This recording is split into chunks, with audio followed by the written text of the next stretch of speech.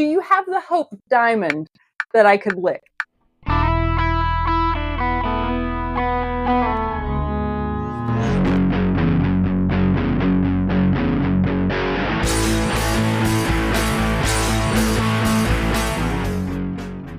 Hey everyone, I'm Catherine, and this is Men Stuff, the podcast on man things. But wait, you're not a man. But who better to learn about man stuff than a woman? And today, I want to learn more about whiskey. And guess what? You're going to help me. Everyone, the person joining me today is my friend Billy, and he's an expert on cocktails. Hi, everybody. Welcome to the podcast. I do love whiskey. My guest, Billy, is a bartender, but he's not just any bartender. Billy has been head bartender for some of the most prestigious restaurants in Jackson, Wyoming, and he's currently in charge of a bar for a resort in the area. Billy, tell us more about your experience in that world and with whiskey. When I moved to Jackson, I was given the responsibility of running a really prestigious place that had quite an immense whiskey list. And at the time, I just happened to fall into a passion of wanting to learn a lot about it. I think it takes a certain kind of person to be presented with a huge whiskey list and not be completely intimidated by it. It sounds like when you were in that situation, you just dove right in. What I primarily carried at that time was mostly bourbon. I'd say 80+% was bourbon, or at least American whiskeys. So it wasn't really intimidating. My question was, how long have you been bartending? I've been bartending consistently for 15 years. But in general, I started flipping burgers illegally at 13 at a racetrack. So I'm 43, so 30 years I've been in the industry. So we have the right person here to talk to us today. Everyone, if you can't tell, especially with me, in honor of our topic, which is whiskey, we're doing a late night recording session of this podcast, and we both have cocktails to celebrate. This is true. I'm actually drinking whiskey, though. What is in your glass, Miss? I'm drinking tequila, the gift of the gods. So did you say you were drinking whiskey? I currently am. Which one are you drinking? At the moment, I'm drinking Buffalo Trace. It's got the right mash bill that I think is very approachable to a lot of people in honor of what we're doing. We want the inside scoop. We want your recommendations. We want to learn how to not embarrass ourselves when we go to order a drink. But I'm drinking tequila. Actually, I want to learn more about whiskey because I am intimidated by it. And frankly, I don't have the palate for it in the way that I really like tequila. But I'm thinking if I have a conversation with you. So before we get into the really meaty whiskey, Billy, do you remember how we met? I possibly not forget, actually. At the time, I was at what's called the Snake River Grill. Catherine had come in. It was her birthday. She was here on business. She was here for a day. And turns out we're the same age. And we went to neighboring colleges. She went to Radford. I went to Virginia Tech. So we instantly had this great connection. And it was her birthday. She wanted to treat herself. But Catherine ordered very well. A great bottle of Nebbiolo, a handful of appetizers, an entree, dessert. Correct. I did order every single thing on the menu. Thank you for saying that tactfully. Do you remember the other thing that I was doing in your restaurant that night, aside from eating everything in sight? It's okay. I'll remind you. I was looking for Harrison Ford. Oh, wow. Listeners, I need to level with you. I have a very big crush on Harrison Ford. And actually, I always try to wear a t-shirt to my podcast that mimics the theme. And I wore my Indiana Jones Chewbacca t-shirt. Listeners, it's Harrison Ford as Dr. Jones riding a motorcycle with a sidecar with Chewie in the damn sidecar. Where'd you find that?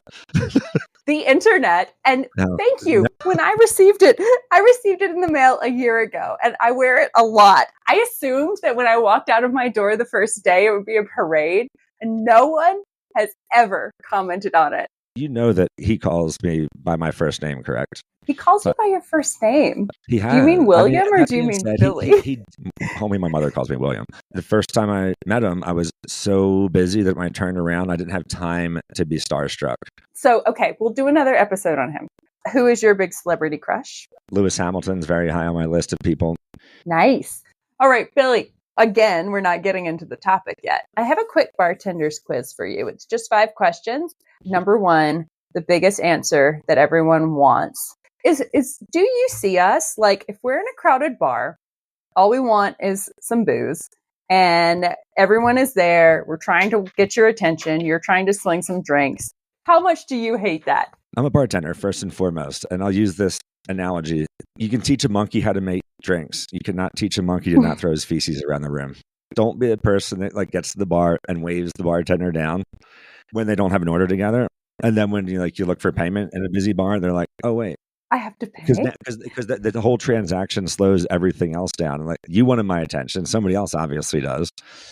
You're better off asking a question, in my opinion, than the very blasé or empty-handed question of what whiskeys do you have, when obviously they're displayed behind me behind the back bar. If you have a question about a bottle you've never seen before, I'm happy to engage about it. Oh my God. So I've been behind someone at any restaurant with fast food, and okay, there's 3 people in front of us, and then there's 2 people in front of us, and then there's one, and then they go, and they haven't thought about what they're going to order in the entire 5 minutes we were standing there. And I'm like, what were you doing? So for you to be running a bar full of 30 different thirsty people, and someone finally gets their go and they don't know what they're doing, they can have another 20 minutes to think about it. And I will move on in a heartbeat. So if you're waving cash, you get precedence. It's such a quicker transaction. It works for everybody too, because if I would like a drink sooner and you would like to get on to the next client, everybody wins. You also killed me with the what whiskeys do you have? Because I malfunction as a human all the time. Who knows what comes out of my mouth? But in that case, you can't read their mind. Isn't a better question, do you have blank? It's more so what are you usually into? You do have a lot of knowledge. You know what all of those bottles back there mean and what's in them. If you give me a baseline to work with, I've got you all day. We have a new guest. Do you have any Pappies? You can't get it at your liquor store in Texas? I sure am not getting it. So we have a range of clients, is what I'm hearing, is we have the client who's like, do you have any alcohol at all that I could order? Then on the other side of the spectrum, someone's like, do you have the Hope Diamond that I could lick? What is the coolest drink to order, and what is the least cool drink to order? Coolest, least coolest. Everything comes in waves, right? Everyone wants an old fashioned these days. You know what? It's funny that you said that, because in my list of questions that I was writing for you, I had written if drinks come in trends, and then I deleted it. Most certainly drinks come in trends. There's only 5 drinks essentially in the world. Everything else is Mr. Potato Head. A mojito is really a Tom Collins, and you put rum in, you put lime in instead of gin and lemon, but it's still the basic build. A gimlet is a daiquiri. A lemon drop martini is a sidecar. They're all the same build. And that's what makes good bartenders great. You can tell me what's in it. I know how those ingredients work together. I can almost nail the specs. If I add sugar plus a fruit to this, and really there's only so many mixers and bases out there, and if it works for one, why would it not work for another? It's not necessarily always Mr. Potato Head or plug and play, but it's bucket of parts, right? Now I understand. I thought you meant it was just an idiot. No, Mr. Yes, Potato Head is bucket of parts. I love it. And very nicely dodged on the question, what's the coolest drink or the least cool drink? Billy has reminded us that there's really truly only 5 drinks you can order. At the end of the day, say you live in Joplin, Missouri, right? You never saw Campari till last year. You've never had a Negroni. That shit hits for you. Rock and roll, have a Negroni, right? Get in there. It doesn't matter if you're in Boise, Idaho. You can order an Aperol Spritz. Okay, actually, I have a few wrongs. There's certain brunch drinks that, if you order a Bloody Mary, after dark, what is going on? That's just not something that my body even thinks about leaning towards at that hour.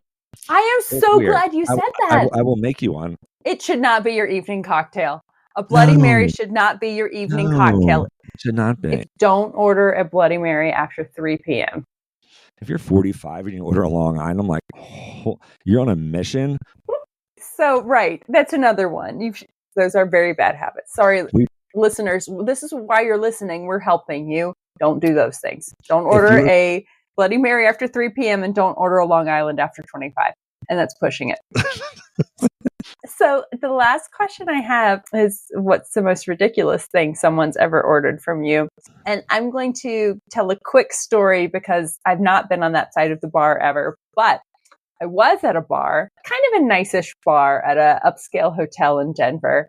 And I was going to order a martini or tequila or something.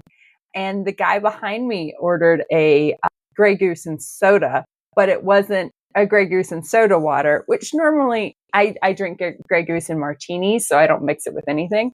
But he wanted Coke, so he ordered Grey Goose and Coke. And I wasn't sure if he had just panicked or maybe that was his drink, but I thought it was a very obscure combination. what, Billy, is the most ridiculous thing someone's ever ordered? I probably have a few, but the first one that comes to mind is very similar to like what you mentioned in the panic ordering. Because people panic order like Tito's and vodka. I'm like, what other vodka? What they want is a Tito's and soda, and I know this damn well. I know exactly what they want the moment Tito's comes out of their mouth. Like, y'all got Tito's? Yes, everybody does. But they're like Tito's and vodka. I'm like, I know what Tito's is, but what other vodka would you like? So they panic order Bailey's and orange juice. But wait, Bailey's and orange juice, like my brain's still going there. Like, how'd you think of that? That is absurd. I might actually walk off the job if I were to see that ticket. If they were separate, totally fine, totally survival mode. I could order a shot of Bailey's and a shot of orange juice separately and was at breakfast brunch. Mixed together. Oh, I would love to see. Maybe you could put it in a nice champagne flute, like a mimosa. I'm not sure if you can see my face at the moment, but like I'm almost ill. In college at Radford, we could not afford Bailey's. And so we bought, it was called Ryan's Cream. It was called Ryan's Cream. I would love to see their marketing campaign. It was subtle. No. We're an hour into recording. Should we start talking about whiskey now? Billy, since you're the expert, can you please take a few minutes and explain to me what is the difference between whiskey, bourbon, and Scotch? Most whiskeys are starting the same. You know, you're using a source of sugar. With whiskey, it'll be some sort of grain, corn, barley, rye, etc. But you're basically making beer out of that. You're making a mash, partially fermented grain. You know, you're extracting those sugars and turning it into alcohol with introduction of yeast, etc. And then where whiskeys diverge is what grain they use, how they're aged, and how they're distilled. So we'll start with American whiskey. Bourbon specifically has to be made with 51% corn. Your mash bill outside of that can vary any way you'd like it to. Mm-hmm. Irish whiskey, you're going to be using barley and typically using pot stills, which is a different style of still used in distillation, and aged, where Scottish whiskey is using barley, but you're malting it. But essentially, they're all the same. You're looking at distilling beer and then aging is essentially like the breakdown. Truly, alcohol all starts the same. Totally. And for the sake of this part of the conversation, whiskey is alcohol made from a grain of some kind, whether it's barley, corn, wheat. And then you have bourbon, which has requirements. It has to be 51% corn. And then for my research, and you touched on this, I read that Scotch was 100% type of one grain, and I was hoping you could clarify it. So single malt scotches, when they say single malt, so they're using one distillation for that bottling. So hence, it's a single malt. Doers, per se, or example, Johnny Walker, right? There's probably 40 different single malts, but that's why they call them blended whiskeys. So single malts are coming from one single distillation versus being blended. That's super helpful. And for everyone listening, I just know this from my research. So I got a little cheat sheet. Malting is the process because grains are made up of sugar, but the sugars aren't readily available to be broken down and turned into alcohol. The malting process, and Billy has said mash a couple times, that is the process of preparing the grain in advance of that fermentation to make it as easy as possible to turn to alcohol. Yeast eats sugar and, for lack of better nomenclature, poops out alcohol. Yes. So that brings me to my next point. I was researching the origins of whiskey. And what I can find is that whiskey was invented in the early 1000s, but there's a little bit of a discrepancy if Scotland or Ireland was the one that invented it. We have two stories here. Both of them involve monks. The Irish story says monks were using distillation techniques to make medicines. That was the first whiskey. The Scottish story says that they were trying to make something similar to wine, but all they had was grain, so they just tried distilling that instead.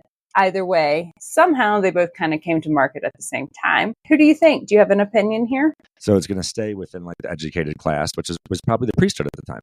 So I'm not going to touch on that because honestly, like, who knows, right? Like, it was honestly, at the end of the day, it was probably pretty similar timing. Not knowing things is okay sometimes. They probably invented it, and then they normally took notes every day, as you did back then. They took monk's log, but they got too wasted, 6 months later, we're like, we should write this down. We found the most amazing thing. Irish is my favorite. I love Irish whiskey. Oh, he went there. You hear that? I did go Scotland. there. It's okay. I don't have any listeners in Scotland. I did go there. Okay. Bourbon is exclusively made in the United States, according to the rules. Scotch is exclusively made in Scotland, according to the rules. So we have one of those exclusive regional alcohols. And the only ones that I could think of aside from that were Champagne and Malort.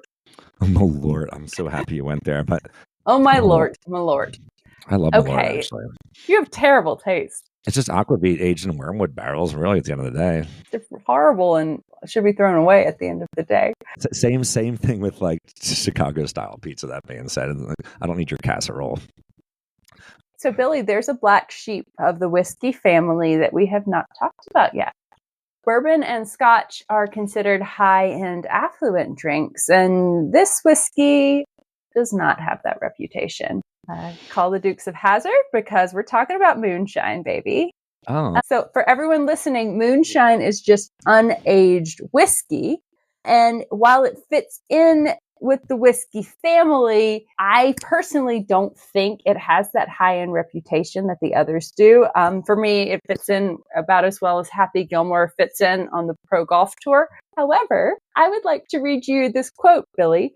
Quote, "It's typically produced in small batches, in homemade stills, and is considered to be a very high-quality spirit." What do you think about that? Moonshine is produced in small batches because it's backwoods stuff, you know. Like, at the end of the day, like, you're basically like coming out with a product that's like Everclear, right? You're talking about like 100% like green alcohol. Like, if cars were built differently these days, you could run a vehicle off that stuff, like city buses, everything, airplanes, whole nine. You know, like if you watch like videos of like people like working with like moonshine or say mezcal, like in the backwoods, because mezcal is really just the moonshine of Mexico. Right, like they're making it with like no flip flops on, just like out there in the woods. Like it's the same. Like it's. I love that you said incredibly rustic and beautiful. It's absolutely beautiful. I love that you said with no flip flops on, as if that makes a difference. As if not having flip flops on makes a difference. And we're talking like grain alcohol, no dilution, no aging. It's actually a really intriguing spirit because you're tasting exactly what they expected. It's what came off the still and that distiller's creative ability and his talent. It's a very natural, authentic, basic way of creating alcohol.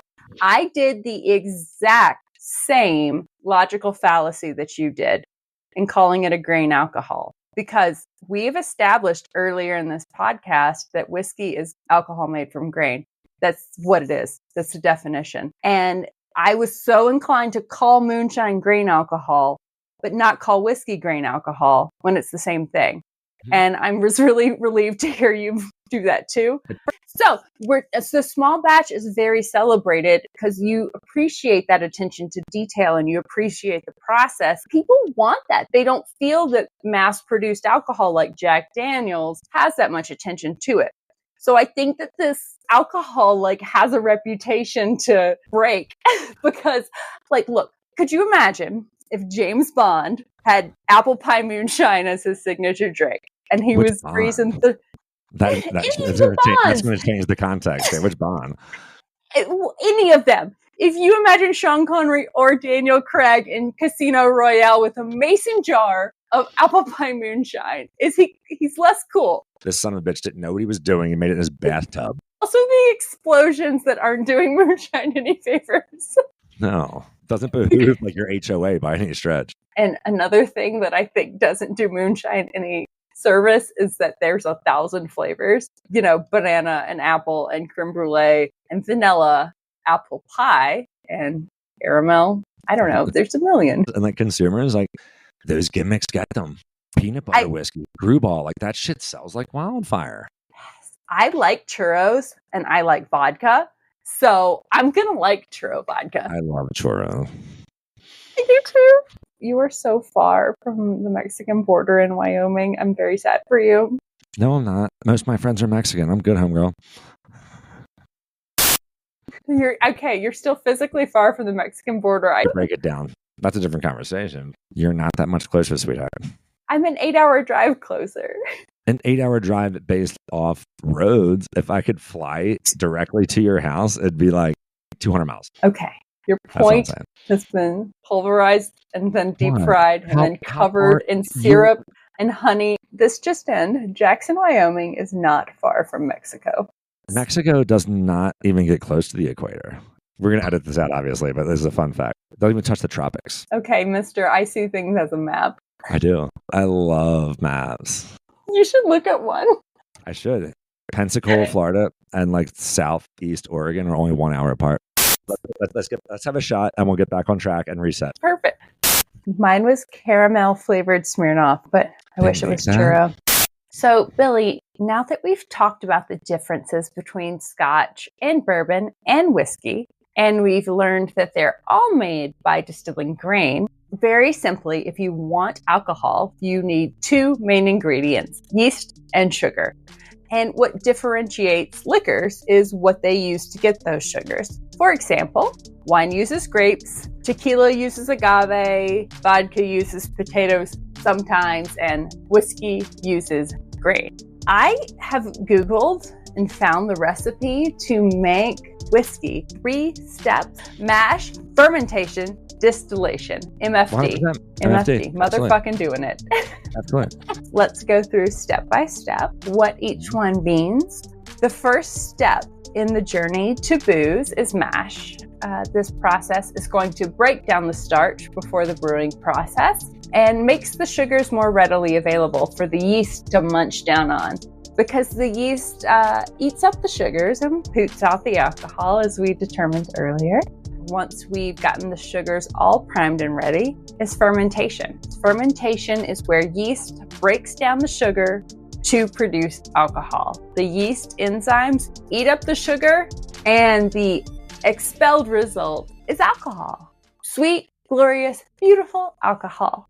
Life finds a way. Okay, so the last part of the alcohol process, which I use this as a common term, and I think that a lot of people don't understand exactly what it means because we just use distillation as a verb. But truly, what does that mean? After the mash and after the fermentation, alcohol has been produced, but the end result is very diluted. So what distillation means is they boil the fermented liquor and the vapors that contain alcohol separate from everything else. And the distillation process captures those alcohol vapors and then they allow them to turn back into liquid, which is a much more highly concentrated version than what they previously had. And it's more pure. So this distillation process is incredibly important. That's where we get the potency. Aging whiskey imparts different flavor characteristics. I would love to be able to go to a bar and order the most aged whiskey I can find because I assume that one's the best. But since my last name is not Benz or Bezos, what can we look for if we're trying to order a liquor? How do we navigate that? So think about this barrel's breathing, number one. So when it's hot, it's expanding. It's sucking that whiskey into the barrel. As it cools through that diurnal shift, it's pushing that whiskey back into the barrel with whatever it pulled with it. It's this beautiful process. It's like an inhalation, exhalation. American whiskeys, if they're aged in a place that's seeing those extremes, 12 to 13 years is my magic window for me. I think after that, it starts to pick up too much wood. Okay. It just tastes like you're licking a tree. Which is not like licking a Hope Diamond. Moving forward from that, now let's look at Scotland, Ireland. Like, I'm not sure who's been there that's listening, but the weather's pretty lousy. Well, no, those inhales and exhales are now like not as extreme. It's not seeing those differences in temperature gradients. It is allowing those barrels to breathe as rapidly. So it's a matter of the environment in which it's aged and what the temperature gradients are. So now when you got a 50-year, say, single malt, someone's like checking in on it, like they're curating it. So from 12 to 13 years on American whiskey, Scottish whiskey, I love being in the 18 to 25 ballpark. Same with Irish whiskey, like that, like 18 to 25 is pretty stellar. There's so much in the market. And obviously, like all the brands that are out there that are staples, like Basil Hayden's, like Woodford, Makers, like they're tried and true for a reason. Consistency is one of the hardest things in this world to achieve. And for folks that are nailing it, hats off all day. Billy, do you like peanut butter whiskey? I love peanut butter and jelly, peanut butter whiskey. I don't have time for it. Billy, thank you so much for your insight today. It has been so much fun learning about what I should and should not do at the bar, first of all. And then also your very deep insight into whiskey and liquor in general has been really amazing. I feel a lot more confident ordering whiskey at a bar, and I'm kind of excited to give it a try. Maybe I'll give tequila a little backseat and go for whiskey next time. I'm not so intimidated now. Just don't be gun shy. If you have questions, ask. Like, if you have got Yes. questions, ask. Like, your bartender, if they're good at what they do, should be elated to have someone that's actually thoroughly interested.